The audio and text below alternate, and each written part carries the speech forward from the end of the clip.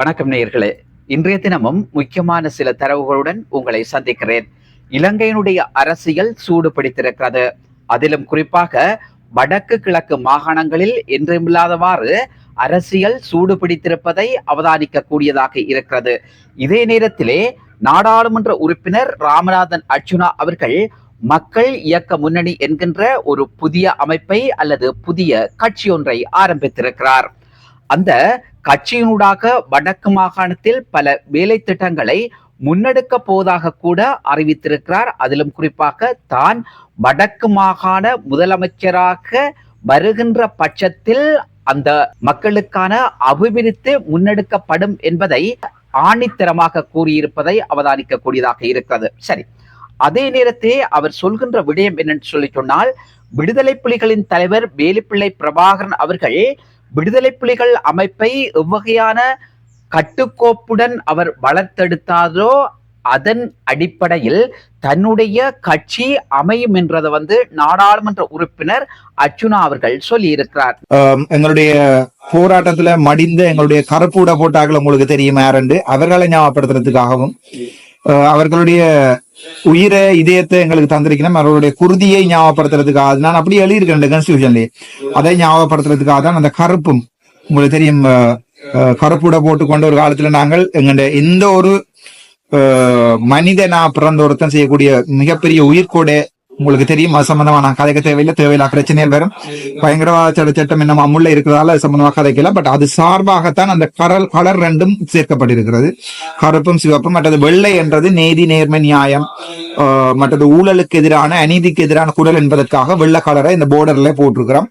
நிச்சயமாக அது பாராட்டக்கூடிய அல்லது போற்றக்கூடிய ஒரு விடயமாக இருக்கிறது. ஏனென்று சொல்லி சொன்னால், உலகமே வியக்கும் அளவுக்கு அந்த அமைப்பு வியாபித்திருந்தது. உலக அரசாங்கங்கள் அல்லது உலகத்தினுடைய விடுதலை போராட்டங்கள் அனைத்துக்குமே முன்னுதாரணமாக விடுதலை புலிகளின் தலைவர் வேலுப்பிள்ளை பிரபாகரன் அவர்கள் தன்னுடைய அமைப்பை உருவாக்கினார் என்பதும் மிக முக்கியமாக பார்க்கப்பட வேண்டிய விஷயமாக இருக்கிறது. அந்த நேரத்தில் தான் ராமநாதன் அர்ச்சுனா அவர்கள் சொல்லுகின்ற விஷயம் நிச்சயமாக ஏற்றுக்கொள்ளக்கூடிய ஒரு விடயமாக இருக்கிறது. தமிழ் தேசிய பரப்பிலே எந்த ஒரு கட்சியும் முன்னெடுத்திராத அல்லது எந்த ஒரு கட்சியும் கொண்டு வராத கொள்கையை அவர் கொண்டு வந்திருப்பது மக்கள் மத்தியிலே ஒரு சந்தோஷத்தை கொடுத்திருக்கிறது. அதே நேரத்தில் அவர் இன்னும் ஒரு விஷயத்தை சொல்றாருன்னு சொல்லி சொன்னால், விடுதலை புலிகளின் தலைவர் வேலுப்பிள்ளை பிரபாகரன் அவர்கள் எதை எதிர்பார்த்தாரோ அல்லது அவர் எதை நினைத்தாரோ அதன் அடிப்படையில் தான் வடக்கு மாகாண முதலமைச்சராக இருந்தால் அவர் எதிர்பார்த்ததை கொண்டு வருவேன் என்கின்ற ரீதியிலே அவருடைய கருத்து அமைந்திருந்தது. இந்த கட்சியில ஒரு அங்கத்தவரா இருந்து இந்த கட்சியில வளர்ச்சிக்கு நீங்க உதவி செஞ்சீங்கன்னா வடக்கு கிழக்க தலைவர் என்னத்துக்கு ஆசைப்பட்டாரோ, தலைவர் எதுக்காக பாடுபட்டாரோ அந்த நிலைமைக்கு ஒரு நாளைக்கு நான் கொண்டு போக நினைக்கிறேன். அது இதிலே பார்க்க வேண்டிய விஷயம் என்னன்னு சொல்லி சொன்னால், விடுதலை புலிகளின் தலைவர் வேலுப்பிள்ளை பிரபாகரன் அவர்கள் ஒரு தனி நாட்டை கோரியிருந்தார். அந்த தனிநாட்டிலே தங்களை தாங்களே ஆளக்கூடிய வகையிலே அந்த இனம் இந்த ஈழ தேசத்திலே சுதந்திரமாக சம உரிமையுடன் வாழ வேண்டும் என்பதே அவருடைய எண்ணமும் நோக்கவுமாக இருந்தது. ஆகவே ஒரு அரசியல் கட்சியால் விடுதலை புலிகளின் தலைவர் வேலுப்பிள்ளை பிரபாகரன் நினைத்ததை செய்ய முடியாது. அதுவும் இந்த இலங்கை தேசத்திலே அது நிறைவேறுமா என்று பார்ப்போமாக இருந்தால் நிச்சயமாக அதற்கான பதில் இல்லை என்பதுதான். ஏன் என்று சொல்லி சொன்னால், இன்றைக்கு விடுதலை புலிகளின் தலைவர் அவர்கள் பல்வேறு நோக்கங்களை அடிப்படையாக வைத்து இந்த தேசத்திலே பல கட்டுமானங்களை உருவாக்கி இந்த மக்கள் சுதந்திரமாக உலகத்துக்கு முன்னுதாரணமான ஒரு நாடாக இந்த தேசம் திகழ வேண்டும் என எண்ணியிருந்தார். ஆனால் ஒரு அரசு, அது எவராக இருந்தாலும், அது ராமநாதன் அர்ச்சுனாவும் இருக்கலாம் அல்லது வேறு எவராகவும் இருக்கலாம், எவராக இருந்தாலும் அவர் நினைத்ததை நிறைவேற்ற முடியாது. ராமநாதன் அர்ச்சுனா அவர்கள் கூறிய விடயம் இதுல தவறு என்று நான் சொல்லவே இல்லை. ஆனால் விடுதலை புலிகளின் தலைவர் அவர்கள் நினைத்ததை எண்ணியதை நிறைவேற்றுவேன் என்று கூறியிருக்கின்ற விடயம் நிச்சயமாக அது சில விஷயங்கள் அவர் நினைத்ததுல சில விஷயங்களை நிறைவேற்றலாம தவிர அதற்காக விடுதலை புலிகளின் தலைவர் நினைத்ததை நிறைவேற்றுவது என்பது கடினமான விடயமாகத்தான் இருக்கிறது. ஆனால் அது நிறைவேறுமா நிறைவேறாதா என்பதை மக்கள்தான் முடிவெடுக்க வேண்டியவர்களாக இருக்கிறீர்கள். அதே நேரத்திலே நாடாளுமன்ற உறுப்பினர் ராமநாதன் அர்ச்சுனா அவர்கள் வடக்கு மாகாண முதலமைச்சராக தெரிவு செய்யப்படுவாராக இருந்தால் நிச்சயமாக இந்த வலி சுமந்த மக்களுக்கும் அதே நேரத்திலே இந்த நாட்டுக்காக போராடிய அந்த முன்னாள் போராளிகளுக்கும் அவருடைய சலுகை அல்லது அவருடைய செயற்பாடு அல்லது அவருடைய உதவிகள் என்பது அதிகமாக இருக்கும் அல்லது அவர்களுடைய வாழ்வை மேம்படுத்த கூடிய வகையிலே இருக்கும் என்பதில் எந்த விதமான சந்தேகமும் கிடையாது. ஆனால் அதை தெரிவு செய்ய வேண்டியவர்கள் அல்லது நாடாளுமன்ற உறுப்பினர் ராமநாதன் அர்ச்சுனா அவர்களை தெரிவு செய்ய வேண்டுமா இல்லையா என்பதை முடிவெடுக்க வேண்டியவர்களாக மக்கள்தான் இருக்கிறார்கள். இதே நேரத்திலே இது அவருக்கு சார்பான தொகுப்போ அல்லது நாடாளுமன்ற உறுப்பினர் சிவஞானம் ஸ்ரீதரன் அவர்களுக்கு சார்பான தொகுப்போ அல்லது வேறு எந்த நாடாளுமன்ற உறுப்பினர்களுக்கு சார்பான தொகுப்போ அல்லது எதிரான தொகுப்போ அல்ல. இது யதார்த்தமாக களத்திலே நடைபெறுகின்ற சம்பவங்களை சொல்கின்ற ஒரு உண்மையான தொகுப்பாக இருக்கிறது. அந்த வகையிலே இன்றைக்கு நாடாளுமன்ற உறுப்பினர் சிவஞானம் ஸ்ரீதரன் அவர்கள் நேற்றைய தினம் ஒரு அறிவிப்பு ஒன்று விடுத்திருக்கிறார். வடக்கு மாகாண முதலமைச்சர் பதவிக்காக நான் ஒருபோதும் போட்டியிடப் போவதில்லை, அந்த ஆசையும் எனக்கு கிடையாது. முதலமைச்சர் வேட்பாளராக நிற்பதற்குரிய சூழ்நிலைகள் எனக்கு இப்போதைக்கு இல்லை. நான் அந்த விருப்பத்தோடு இல்லை. நான் அதுக்கு காரணம், எங்களுடைய கட்சி இப்பொழுது வழக்கில் இருக்கிறது. என்னுடைய கட்சியில் உள்ளவர்களே அந்த வழக்கை தாக்கல் செய்திருக்கிறார்கள். கட்சியில் உள்ளவர்களே அந்த வழக்கை தாக்கல் செய்பவர்களுக்கு பின்னணியிலும் இருக்கிறார். ஆகவே இதனுடைய கருத்தாக்களும் கருவிகளும் கட்சியிலே தான் இருக்கிறார்கள். கட்சியை வழக்கிலே வைத்துக் கொண்டு பெற்ற தாயை நீதிமன்றத்திலே நிறுத்தி வைத்துக் கொண்டு நாங்கள் அம்மாவிடம் உணவு கேட்க போகிறோம், அம்மாவிடம் பாலருந்த போகிறோம் என்று சொல்லிக் கொள்வது அல்லது பதவிகளுக்காக நாங்கள் அடிபட்டுக் கொண்டிருப்பது, பதவிகளுக்காகத்தான் நாங்கள் பேசிக் கொண்டிருப்பது ஒரு இன விடுதலைக்கான அரசியல் அல்ல. இந்த வலி சுமந்த மக்களுடைய வலியை தீர்க்க வேண்டியது அல்லது இந்த தமிழ் தேசிய அரசியலை எங்களுடைய அடுத்த சந்ததியிடம் ஒப்படைக்க வேண்டியதுதான் என்னுடைய பொறுப்பும் கடமையும் என்பதை நாடாளுமன்ற உறுப்பினர் சிவஞானம் ஸ்ரீதரன் அவர்கள் சொல்லியிருக்கிறார். நான் பதவிகளுக்காக அடிபட்டு இந்த கட்சியிலே வந்தவன் அல்ல. இப்பொழுதும் நான் தெளிவாக சொல்லுகிறேன். தமிழ் தேசிய அரசியலை முன்னெடுப்பதற்கும் அடுத்த சந்ததியிடம் இந்த தமிழ் தேசிய அரசியலை ஒப்படைப்பதற்கும் என்னுடைய கால பங்களிப்பை நேர்த்தியாகவும் கௌரவமாகவும் அதை கூறுணர்வோடும் எவ்வாறு ஒப்படைப்பது என்ற பணியை நான் ஆற்றுகிறேன்.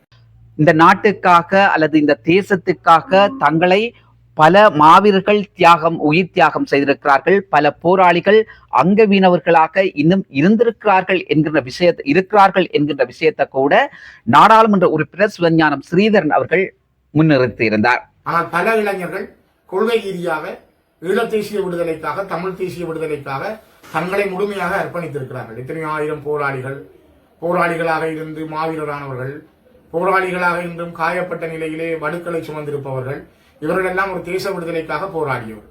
நிச்சயமாக அது பாராட்டக்கூடிய விஷயம், உண்மையான விஷயமாகவும் இருக்கிறது. ஆனால் இதை சொல்கின்ற இதே நாடாளுமன்ற உறுப்பினர் இந்த முன்னாள் போராளிகளுக்கு அல்லது இந்த நாட்டுக்காக போராடி அங்கவீனவர்களாக இருக்கின்றவர்களுக்கு இவர்கள் எவ்வகையான உதவிகளை அல்லது அவர்களுடைய வாழ்வை மேம்படுத்துவதற்கான ஒரு வழிவகைகளை செய்தார்கள் என்று பார்ப்போமாக இருந்தால் நிச்சயமாக அது மிக குறைவாகவே இருக்கிறது.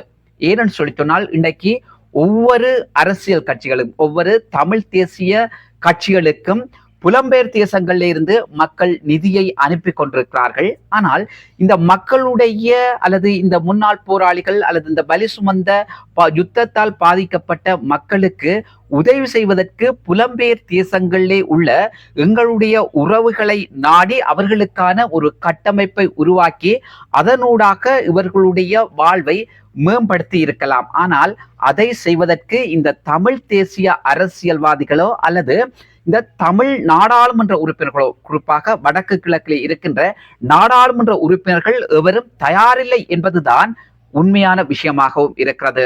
அதே நேரத்திலே இன்று புலம்பெயர் தேசங்களிலே வாழ்ந்து கொண்டிருக்கிற எங்களுடைய உறவுகள் பலருக்கு உதவிகளையும் செய்து வருகிறார்கள், செய்தும் இருக்கிறார்கள். ஆனால் அந்த உதவி எத்தனை பேருக்கு சரியாக போய் கிடைத்திருக்கிறது என்று பார்ப்போமாக இருந்தால் நிச்சயமாக அதுவும் அரிதாகத்தான் இருக்கிறது. இப்படித்தான் இந்த அரசியலும் இந்த அரசியல்வாதிகளுடைய செயற்பாடும் மக்களுடைய நிலையும் இப்படித்தான் இருக்கிறது. இதே நேரத்தில் தான் இலங்கை தமிழரசு கட்சி இன்னும் நீதிமன்றத்திலே நிறுத்தி வைத்திருப்பது ஏற்கக்கூடிய விடயம் அல்ல என்றதையும், இந்த கட்சியை நீதிமன்றத்துக்கு கொண்டு போய் நிறுத்தியவர்கள் அதே கட்சியிலே இருக்கின்றவர்கள் தான் என்பதையும் சொல்லியதோடு, கட்சிக்கான நீதிமன்ற தடை உத்தரவை நீக்குவதற்கு அந்த கட்சியை சார்ந்தவர்கள் ஏன் இன்னும் அச்சப்படுகிறார்கள் என்கின்ற கேள்வியையும் சிவஞானம் ஸ்ரீதரன் அவர்கள் எழுப்பியிருந்தார். அதோட இன்னும் ஒரு விஷயத்தை அவர் கூறியிருக்கிறார். கட்சியை கொண்டு நீதிமன்றத்தில் நிறுத்தியதன் பிரகாரம்தான் இன்றைக்கு ஈழதேசத்திலே வாழ்கின்ற தமிழ் மக்கள் ஒரு அதிருப்தி நிலையிலே இருந்து கொண்டிருக்கிறார்கள். சென்ற வருடம் அல்லது அந்த சென்ற நாடாளுமன்ற தேர்தலிலே தங்களுடைய கட்சி பாரிய அளவில் தோல்வி அடைவதற்கு இதுதான் பிரதான காரணம் என்பதையும் அவர் கோடிட்டு காட்டியிருந்தார். போன தேர்தலில் கூட மக்கள் எங்களுக்கு வாக்களிக்க பின்னது காரணமே எங்கள் கட்சிக்குள் இருக்கின்ற இந்த வழக்கின் மூலமாக ஏற்பட்ட ஒற்றுமையின்மைகளும், நாங்கள் ஒரு தலைவரை செயல்பட முடியாமல் இடைக்கால தடை விதித்து இவ்வளவு மோசமாக நடந்து கொண்டதும் கூட இன்று எங்களுடைய மக்கள் எங்களை தள்ளி வைத்ததற்கு மிக பிரதானமான காரணம். அதே நேரத்தில் தான் இன்றைக்கு நாடாளுமன்ற உறுப்பினர் அர்ச்சுனா அவர்கள் சொல்கிறார், வடக்கு மாகாண சபையை பொறுப்பேற்றிருந்த தமிழ் தேசிய கூட்டமைப்பு அல்லது முன்னாள் வடமாகாண முதலமைச்சர் CV விக்னேஸ்வரன் ஐயா இந்த மக்களுக்கு, வடக்கிலே வாழ்கின்ற மக்களுக்கு இதனை செய்திருக்கிறார் என்கின்ற கேள்வியை எழுப்பியிருக்கிறார். தன்னுடைய ஆட்சி நிலவுமாக இருந்தால் அல்லது தான் இந்த வடக்கு மாகாணத்தை பொறுப்பேற்பனாக இருந்தால் இந்த மக்களுடைய வாழ்வு சிறக்கும் என்பதை அவர் ஆணித்தரமாக கூறியிருந்தார். நிச்சயமாக இதுல இன்னும் ஒரு விடயத்தையும் மிக முக்கியமாக பார்க்க வேண்டும். நாடாளுமன்ற உறுப்பினர் அர்ச்சுனா அவர்கள் வடக்கு மாகாண முதலமைச்சராக வருவாராக இருந்தால் எது நடக்கும், அதே நேரத்திலே தமிழ் தேசிய கட்சிகளை சார்ந்தவர்கள் வடக்கு மாகாணத்தை பொறுப்பேற்பார்களாக இருந்தால் அங்கும் என்ன நடக்கும், அதே நேரத்திலே NPP என்று சொல்லப்படுகின்ற தேசிய மக்கள் சக்தி அரசாங்கத்தை சேர்ந்த ஒருவர் வடக்கு மாகாண முதலமைச்சராக வருவாராக இருந்தால் என்ன நடக்கும் என்கின்ற விடயம் தொடர்பாக நாங்கள் இன்னும் ஒரு தொகுப்பிலே தருவதற்கு தயாராக இருக்கிறோம். நல்ல சொந்தங்களே, மீண்டும் ஒரு தொகுப்பினூடாக உங்கள் அனைவரையும் சந்திக்கிறேன். நன்றி, வணக்கம்.